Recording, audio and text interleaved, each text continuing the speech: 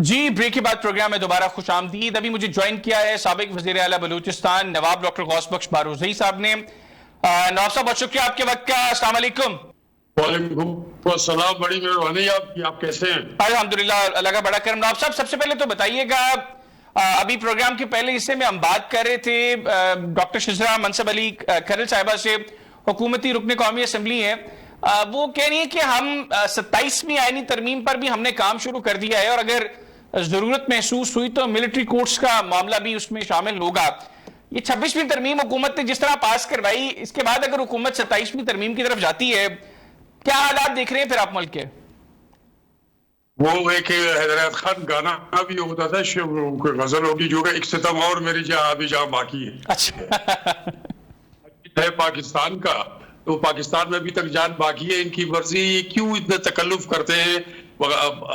पता नहीं कितने लोग इस सिस्टम की वजह से लखपति, करोड़पति, अरबपति और पता नहीं क्या क्या पति बन गए हैं। बहुत सी बीवियों के पति भी बन गए। ठीक है जी, चाहिए तो ये कि या तो फिर ये कि एक इलेक्शन करवा दो उसके लिए, आइन साज असेंबली के लिए, और नया आइन बना ले। वो पुराना हो गया, पिछला हो गया, इस वजह से नया करने इनको समझ में नहीं आती है जी। ये तो गम पाकिस्तान को पड़ गया। नवाब साहब आगे बढ़े। सरदार अख्तर जान मेंगल साहब के साथ जो कुछ हुआ इस 26वीं आईनी तरमीम से पहले, उनका इस्तीफा जो ताहाल मंजूर नहीं हुआ, लेकिन अब लग रहा है कि मंजूर हो जाएगा। उसके बाद उनके दो अरकान ने सेनेट में जिस तरह वोट कास्ट किया, फिर कासिम रोंजो साहब की प्रेस कॉन्फ्रेंस के बाद उनकी वीडियो सामने आना, बलोचिस्तान में बिलखुसूस अख्तर मेंगल साहब, आप क्या देख रहे हैं? वो क्या अख्तर मेंगल साहब अब किस तरह की पॉलिटिक्स करने जा रहे हैं? देखिए, वो तो कॉम्पर्सिटी की बातें करते हैं। बलूचिस्तान में अगर आप हुकूमत के खिलाफ, पाकिस्तान के खिलाफ कोई नैरेटिव रखते हैं तो फिर वो कामयाब सियासतदान, बहुत बहादुर सियासतदान होता है। माना ये है कि जो मूछे जिसके ऊपर होगी तो वो बहादुर है, जिसकी मेरी तरह नीचे हुई तो वो बहादुरी उसके अंदर नाम की कोई चीज नहीं होगी। कहने का मतलब ये है कि कॉम्पर्सिटी की सियासत थी, उससे माशाल्लाह लोग आ गए, असेंबलीज में आ गए। पहली असेंबली जो थी बलूचिस्तान असेंबली, उसमें नैब के कोई तकरीबन 8 वो थे मेंबर्स थे नेशनल पार्टी के, जिसमें मेरे वालिद भी थे। हम आपको आहिस्ता आहिस्ता वो कट टू साइज करने में डाल दे गए। अपने पार्टी में थे मेरे वालिद भी के साथ। ये जितने बड़े बड़े बहादुर सरदार नवाब, जिसको है ना, एक तो आप लोगों की तरफ से ये बात आती है कि जी 3 सरदार जो है ना वो बिल्कुल वो है, बाकी सरदार सब ऐसे ही है। अब वो 3 सरदार जो खेल रहे जी, वो आगे भी जाते हैं।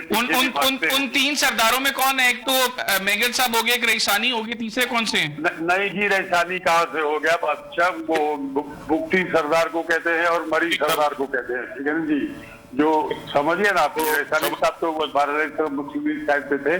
ठीक है ना जी, तो इन 3 को उनकी जो ना, क्योंकि पहाड़ों में रहते हैं, इनकी कौमें जो है वो कुछ ज्यादा, काउंट उनका ज्यादा है। क्योंकि पाकिस्तान में आपको पता है एक सेंसस भी एक बहुत बड़ी मुसीबत है, उनका काउंट ज्यादा है जी। पीछे अब नहीं देखते। सही, 3 सरदार ये जो है ये सरकार के खिलाफ, हुकूमत के खिलाफ, और बलूचिस्तान का दर्द इनके ही जिगर में है। हालांकि खिदमतें हमने इनकी बहुत ज्यादा की हैं जी। तो मैं हमेशा एक्सपीरियंस करता हूँ कि हम अगर किसी के बरतर नहीं है तो कमतर भी नहीं है, ना इन सरदारों के। ठीक है जी, तो इनके जो बड़े, सबसे बड़े थे खान अख्तलात थे, जो उनका वो था बादशाह के हैं, सरदार नवाब के हैं। लीडर हमारे खानदान की, हमारे कबाइल की, हमारे पीछे लाइन है कबाइल की 18 जगह हुई है खाने कलात से। तो खाने कलात और हमारा नवाब सामने थोड़ी खड़े होते थे, फौजें खड़ी होती थी, कौमें खड़ी होती थी। तो 18 जगहों में 17 हम जीते हैं, तो बात खत्म। अब हम किसी भी खाते में नहीं है, हम किसी खाते में नहीं है। वो सलाम है एस्टेब्लिशमेंट को, बस उसने जो ना ईदा उठा के खड़ा कर दिया, तो बहुत बड़ा जो देव बन गया, और देव को इन लोगों ने क्रिटिसाइज कर दिया। न डीसी अपनी बात मानता है, न पुलिस वाले मानते हैं, तो बस ठीक है, इनके अपने जो नजदीकी उनको करते हैं। मुझे कहते हैं कि आप बलोच से मैं कैसे बलोच हो सकता हूँ जी, मेरी नस्ल पश्तून है। कुरान में लिखा है कि ये आपकी नस्लें जो है ना वो आपकी शनाख्त के लिए है। तो मेरी एक शनाख्त है, आप जाके पूछ के देख लीजिए, आप जाके पूछ लीजिए, देख लीजिए कि किसी बलोच सोसाइटी में चले जाए। अब तो ये है कि है ना जी। जी जी। बहरहाल यहाँ पे ठीक होगा तो मामला ठीक होंगे, वरना तो फिर मामला कभी भी ठीक नहीं होंगे। अभी तो वो जो बड़े सरदार हैं, जो अब जिनको इन्होंने आपके अकाउंट में जो है बड़े सरदार हैं, अभी तो जनाब को 2 साल 4 साल 5 साल 6 साल पहले भी एजेंसी से सरदार बनाया, जिसका अपना बाप सरदार न माँ किसी सरदार की बेटी, कुछ भी नहीं। सरदारों से नवाब साहब याद आया, आपका ही इनफैक्ट हल्का है सिब्बी का, सरदार सरफराज चाकर डोमकी साहब का इंतकाल हुआ है और अब इत्तलात है कि उनकी जगह उनका बेटा कोहियार सरफराज डोमकी इलेक्शन लड़ रहे हैं। ये कोहियार साहब तो वही नहीं है जो कहते थे कि मैं तब तक पाकिस्तान ही नहीं आऊंगा जब तक बलूचिस्तान के हवाले से वो जो गलाजत बकते थे और भारतीय एजेंडे को टो करते थे। आपको याद है, देखिए जी, हमने खाना खाया था वहां पे, तो बिल्कुल वही है। वो जो है ना, इनके जो बड़े थे, मतलब कोहियार के बाप वालिद जो है अपने सरदार सरफराज साहब थे, अल्लाह उनको जन्नत नसीब करे, वो फौत हो गए जी। तो इनकी किस्मत अच्छी है, पाकिस्तान की किस्मत खराब है जी, कि ये छोटे छोटे बच्चे हैं, इनको जो बड़ा कर देंगे तो ये भी ये मुखालिफ होंगे आपके। उस पहले हमारे एरिया के नजदीक ही है सब के सब, इस तरफ मरी है, उस तरफ बुगटी है, इस तरफ ये डोंकीज का लेडी शहर है, ठीक है जी, वो है। फिर सामने आगे कच्ची में जाके रैसानी भी आते हैं, रिंद भी आते हैं, दूसरे आते हैं। तो आपकी मर्जी, आप जिसको जिन बनाए, जिसको देव बनाए, तो इन्होंने बनाना है उनको जी। इन्होंने कहा था, बिल्कुल कोहियार बच्चा है, उसने कहा था कि मैं बलूचिस्तान को नहीं जाऊंगा, पाकिस्तान बिल्कुल नहीं जाऊंगा जब तक बलूचिस्तान आजाद नहीं होगा। तो अगर आपको याद हो, मैंने चौधरी साहब से कहा था कि बलूचिस्तान तो आजाद नहीं हुआ है और कोहियार तो कोई वहीं भी बलूचिस्तान में घूम रहे हैं, वहां से जब आया। तो अब उनकी किस्मत है, अब जो अगली जनरेशन उनकी, वो भी पावरफुल हो जाएंगे जी।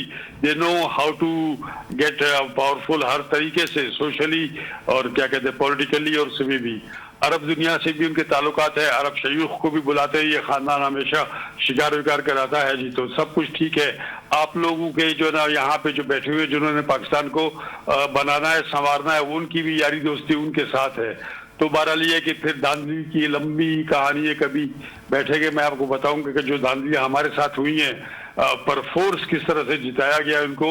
और बलूचिस्तान असेंबली, अगर आप पीछे जाएं, मैं लोगों को कहता हूं कि आप जरा आर्काइव्स में जाके बताएं कि जब उसमें 1988 की असेंबली जो थी, जब वो 89 में तोड़ी गई, तो बलूचिस्तान असेंबली, बलूचिस्तान हुकूमत, नवाब अकबर बुगटी गवर्नर वजीर आला थे, उन्होंने बलूचिस्तान की असेंबली नहीं तोड़ी। 58(2)B की वजह से वो टूट गया, क्या कहते हैं, असेंबली टूट गई नेशनल। उसके बाद बाकी सब अमूमन प्रोविंसेस में चीफ मिनिस्टर वो देता है, एडवाइस देता है गवर्नर को कि भाई असेंबली अब आप तोड़ देना, इलेक्शन होंगे।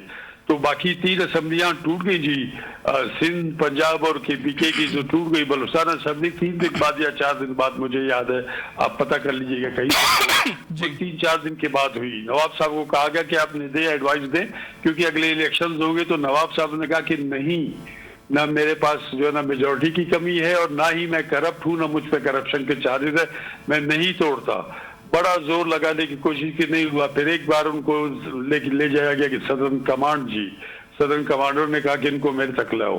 तो वहां पे उनको जो बताया, तो उसने कहा जी मैं ना करप्ट हूँ, मेरी जो है ना मेजोरिटी कम हो गई, तो मैं क्यों असेंबली तोड़ूं, ठीक चल रही है। तो फिर कोर कमांडर साहब ने एक कागज उनके सामने रखा कि नवाब साहब, अगर आप असेंबली नहीं तोड़ेंगे तो ये बहरहाल आप चीफ मिनिस्टर किसी सूरत भी नहीं रहते। एक कागज उन्होंने रखा था, उसमें पता है क्या था जी, उसमें Peoples Party, Pakistan National Party, Jamiat Ulema Islam और आजाद और कुछ और जो भी थे, इक्का दुक्का दूसरे भी थे, उन सब के दस्तखत थे नवाब साहब के अगेंस्ट नो कॉन्फिडेंस का।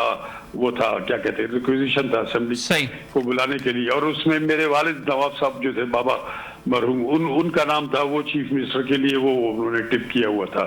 तो उन्होंने कहा कि in any case you are not going to remain chief minister, हम अभी ये कागज भेज देते हैं गवर्नर को, असेंबली की रिक्विजिशन होगी, असेंबली का इजलास होगा, तो उसके बाद बारोजी आ जाएगा चीफ मिनिस्टर, तो वी विल मैनेज बारोजी जो है ना वो नहीं करेगा, लॉजिक से बाहर नहीं जाएगा। तो फिर उसकी वजह से फिर नवाब साहब ने कहा कि मुझे वो बनाओ, क्या कहते हैं, केयरटेकर चीफ मिनिस्टर बनाओ। फिर उसके ऊपर उनका कि ये नहीं हो सकता।